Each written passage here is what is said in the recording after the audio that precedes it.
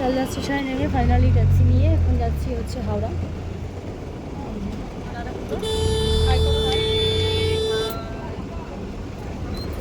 আর তার মধ্যে শুরু হচ্ছে বৃষ্টি।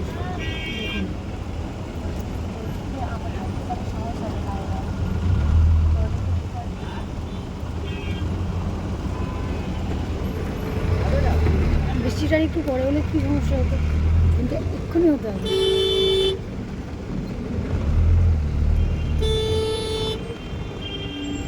কত তাড়াতাড়ি যেতে পারবো আর ভালো লাগছে না। তো এখান থেকে গিয়ে আবার পরে আমার সাথে শেয়ার করছি। দেখুন